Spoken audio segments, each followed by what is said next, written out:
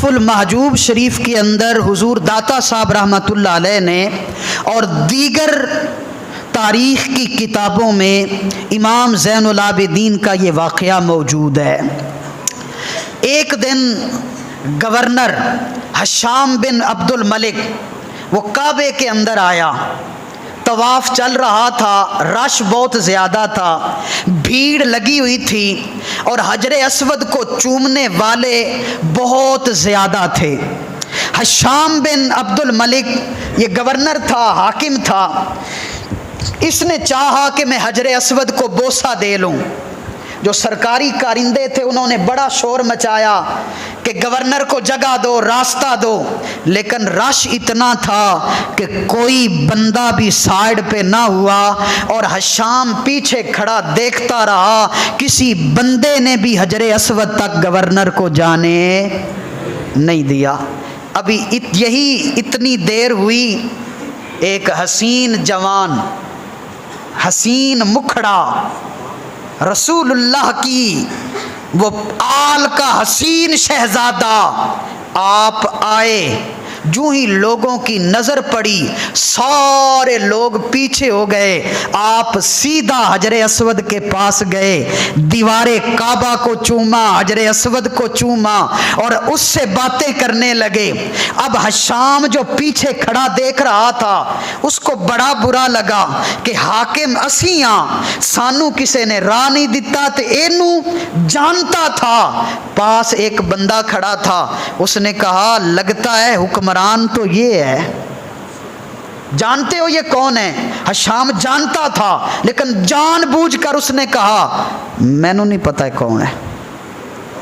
हाय हाय, मुझे नहीं पता ये कौन है। साथ ही फरजदक शायर खड़ा था, उसने कहा बादशाह अगर इजाजत हो तो मैं बताऊं ये कौन है? अगर इजाजत हो तो मैं बताऊं ये कौन है? कहा बता। अब फरजदक शायर ने शायरी की और पूरा कसीदा इमाम ज़ैनुल आबिदीन की शान में लिखा। कहने लगा हशाम सुन, ये वो है जिसे ज़मीन भी जानती है, जिसे आसमान भी जानता है। फरमाया ये वो है, आम लोग जब मक्के में आते हैं, काबे के सहन में आते हैं तो खुश होते हैं कि हमें काबे की ज़ियारत नसीब हो गई। फरमाया ये वो है जब काबे में आता है तो काबा खुश होता है, मुझे इसकी ज़ियारत नसीब हो गई। कहा ये वो है, हम जैसे आम लोग अगर काबे की दीवार को हाथ लगाएं, हजरे अस्वद को चूमें तो हम खुश होते हैं। ये वो है अगर हजरे अस्वद को बोसा दे तो हजरे अस्वद झूम के कहता है मैं सदके जाऊं आज मुझे तूने बोसा दिया है। कहा ये वो है जिसका बाबा हुसैन है, जिसका दादा अली है, जिसकी माँ शहरबानो है, जिसकी जनाबे वाला दादी सैयदा बुतूल है, इसकी रगों में मुस्तफा का खून है, इसे अली बिन हुसैन कहते हैं। इसे अली बिन हुसैन कहते हैं। जब उसने इतनी तारीफ सुनी ना तो सड़ गया, अंदरू सड़ गया। उसने पुलिस वालों का कहा फरजदक को उठाओ और जेल में डाल दो। फरजदक कैद हो गया।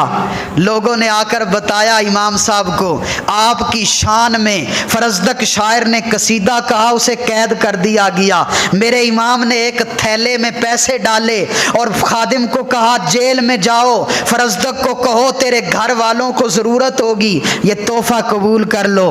ग़ुलाम लेकर आया। जब आपको फरजदक शायर को पैसे देने लगा तो उसने कहा मैंने पैसे नहीं लेने। कहा मैंने नहीं लेने। कहा क्यों? कहा जाके इमाम ज़ैनुल आबिदीन से अर्ज़ करो हुजूर ये जो मैंने आपके बारे में कुछ तारीफ़ की है, जो आपकी शान बयान की है, मैं दुनिया में अजर नहीं चाहता, इसके बदले में कल जन्नत की बिशारत और मुझे कल क़यामत वाले दिन शफाअत कर दीजिएगा। खादिम वापस आया, कहा वो नहीं ले रहे, वो कहते हैं मेरी शफाअत कर देना। मेरे इमाम ने फरमाया उसको जाके कहो ہم جو چیز دے دیتے ہیں پھر واپس نہیں لیتے۔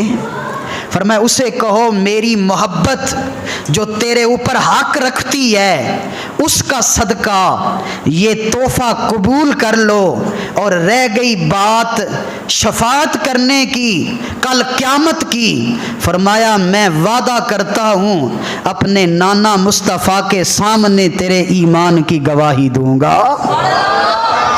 تو نے جو ہماری عزت افزائی کی ہے، تو نے جو ہماری شان بیان کی ہے، تو نے جو شاعری میں ہماری صفتیں بیان کی ہیں، میں تیرے ایمان کی گواہی دوں گا۔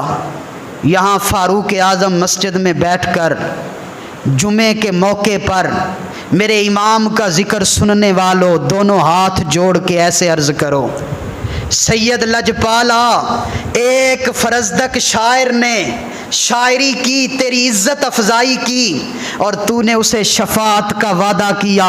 آج ہم گناہ گار بھی یہاں بیٹھ کر تیرا ذکر سن رہے ہیں، تیرا ذکر کر رہے ہیں، ہم بڑے گناہ گار ہیں، لیکن لجپالا تسی بڑے سخی ہو، مہربانی کرنا اس ذکر دے صدقے کل قیامت والے دن ساڈی بھی اپنے نانا مصطفیٰ دے سامنے سفارش کر دینا۔